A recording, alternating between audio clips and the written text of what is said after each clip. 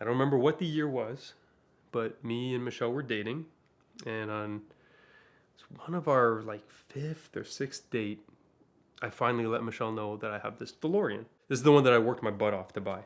I knew she was the one for me when she told me that she told her friends about my car, and I was like, "What'd you tell them?" She goes, "I don't know. I told them you had some like ghetto '80s car." I was like, "Great." There was a radio station in Toronto called 92.5 Jack FM, and they were promoting themselves. They had a contest called Jack to the Future. So I said, "Cool, Back to the Future themed." They were giving away a 1981 DeLorean, and me being the computer dork that I am, I decided it would be a good idea to figure out how I can win this car. I read over the rules and regulations 100 times and saw nothing in there about the frequency that you could enter or what you could do. So I wrote a script that entered me basically every 3 minutes all day long for about 7 days. And then I finally got a call from the radio station. They're like, "Hey, you've been entering this contest a lot of times, and we know that you're totally within your rights to do that, but can you stop? Because you're like overworking our servers, and we're having to pay all these domain hosting fees for your bot that's like basically doing a DDoS service attack on our things." I'm like, "Yeah, I'm so sorry, but am I at least qualified for the next round of the contest?" They're like, "Yeah, just turn off the script." So I turned off the script and I was happy. I said to Michelle, "Hey, guess what? I made it to the next round for the Jack to the Future contest." And she's like, "What's that?" I was like, "Don't worry." We went to the event in Niagara Falls, Canada. They took us to some fancy hotel, Fallsview Casino Hotel in Niagara Falls, and they had the DeLorean parked there with a big Jack to the Future FM sticker on the hood. And Huey Lewis in the News was there performing that night. So I was excited. I said, "This is just great." Being the dork that I am, I dressed up in my full Marty McFly outfit, and everybody's looking at me like, "Is he here for the event, or is he like some weirdo taking pictures with the car?" It's a little bit of both, I guess. But at that point, it was up to pure luck. So everybody, there was I think 15 or 20 qualifiers to make it to that round at the Fallsview Casino, and you had to write your name on the piece of paper, put it in the big raffle bin, and then Huey Lewis came on stage and picked a name out of the ballot box. And I was joking to Michelle. I was like, "Can you imagine if you?" And as I was saying that, he's like, "Ken Kapolowski." I was like, "Are you kidding me?" I stood up dressed as Marty McFly, went on the stage, got the keys for this DeLorean, and everybody in that room hated my guts. And I think everybody in the DeLorean world now is going to hate my guts now that they know that story, that I won my second car. But I won it fair and square. Anyhow, now with two DeLoreans, I figured, what am I going to do with this second DeLorean? The first one was a nice, clean, original car. I didn't want to do anything to that, but everybody always asks you when you take your DeLorean out, where's your flux capacitor? Or they'll start with the cocaine jokes and stuff like this. But with the second car, it was a perfect candidate for a time machine. So I started. I put a flux capacitor into the car, and then I said, that was a lot of fun to figure out what that was. And I'm kind of dating myself here. The internet was still kind of in its infancy, and made some friends online in the DeLorean community, and then made more specific friends about the Back to the Future thing. There was a group of about 10 of us that were researching what all the different Back to the Future parts were. And most of it's old vintage aircraft parts. We went out to California and we met with some of the original guys that built the car for the movie. Michael Chaffee, Kevin Pike, even spoke with Bob Gale. They had notes, they had stories, but the coolest thing was like, you can go to this store called Apex that is just kind of where we went because it was down the street from our warehouse. And we just said, that looks cool, put them together, did a drawing, put it on the car, and that's where they got the time machine parts. So we went to this Apex store and started walking around. We're like, "Hey, that looks a lot like, no, that's it. That's Mr. Fusion. That's the TRW keypad. That's the red capacitors that go on the back of the car." And we started finding all these things that fit the time machine.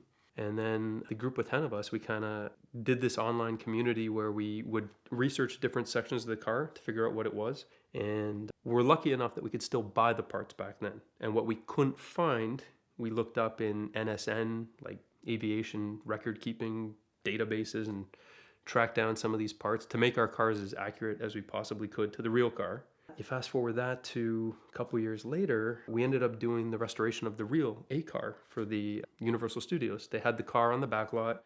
We'd always go to Universal Hollywood to kind of take measurements and pictures of things that we couldn't find at Apex. The restoration was a really cool thing because not only did we get to bring that car back to life, But Bob Gale was really instrumental in that restoration as well, because he reached out to the community and said, like, hey, we understand that parts kind of grew legs and walked away off this car over the years. And Universal, they had their cars on display, but they weren't like super well maintained like Warner Brothers with the Batmobiles. They got a whole soundstage with the Batmobiles now. But Universal said, hey, the car made us the money back in the day for this movie. Now it's just kind of sitting on the back lot. Bob Gale appealed to the community, and a lot of these parts that were gone started coming back. So we were able to put the real parts back on the A car. I think there was a year in the contract to actually get the work done. But because we were all remote, I was in Canada, one of the guys was in Pittsburgh, another guy was in Wisconsin, another guy's in Chicago, and then the main guy, two guys were in California. So they were kind of orchestrating everything together from California, and we'd all kind of fly in turns and literally like throw a suitcase on the floor and start working on something right away. It took the whole year, right down to the wire, to get everything done, but it was a full restoration. Like the DeLorean itself wasn't running. We had to get the DeLorean into a, I don't want to say mechanically sound state, but just something so that it's not falling apart. And then the focus was on making a museum quality restoration of all of the time machine parts on it, getting the original parts back. That was a big deal. And then restoring them back to a museum quality finish. But it took all of us every minute that we had in that year to get that thing done. And we all had our different areas of expertise. I was the flux box guy, so I got to do the flux boxes on the car. Everybody had their own part, but it turned out well, and it was a very proud moment for all of us. We got to put that car on display again at Universal Studios. We got a great picture with all of us with Bob Gale after the car was restored, and now that car sits today in the Peterson Museum in Burbank, which is super cool to have worked on a car that's in a museum. I think even my kids are proud to say that Daddy's got a car that he helped even just a tiny little bit in the museum on display now.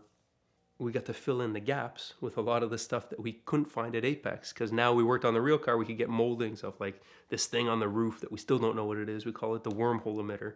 So we got the wormhole emitter casting off the real A car. The flux boxes, we got castings of these, and these are great things that we could now make our own cars a little bit better and have adventures with our cars. So I get to do adventures with my cars. You get to go out and kind of be a little bit less of a weirdo. Instead of being that guy with the time machine in his garage, I'm now that guy with the time machine in the garage that I go out and do like fundraising, local events, corporate things, stuff like this. It's always fun to do that. When we do Comic-Cons or Fan Expo is the big one in Canada, we'll let people take pictures standing next to the car for free. All that stuff is great and fun. But then if they want to get in the car, we'll take $10, $20, whatever they want to donate, and put that money towards the Michael J. Fox Foundation for Parkinson's research. They have a grassroots initiative called Team Fox. And every time we accumulate enough money to donate to Team Fox, we'll make a donation. And if I could go back and tell 8-year-old me that I could go and have dinner with Michael J. Fox because of this car, I'd say you're crazy, but it's happened like 4 or 5 times already now. To this date, we've raised just over $200,000 with the time machine, which is good. And the adventures that we get to do with it is even better. I think being able to take my wife out for fancy dinners and corporate events and stuff like this, she kind of sees like, all right, go have some garage time, enjoy yourself, but let's go do one of these fancy events again. So it's always fun. There's a lot of people that do the DeLoreans now. Back then when it was the 10 of us, we thought we were the only weirdos in the world, but now there's like upwards of, I don't even know what the exact number is, but definitely over 100 DeLorean time machines out there today.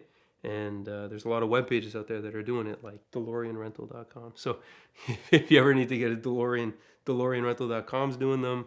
I'm in Miami myself now, driving the car around. I've had a lot of adventures with this time machine in Canada, which was fun. And now it's kind of onto its new leg of adventures in Miami today.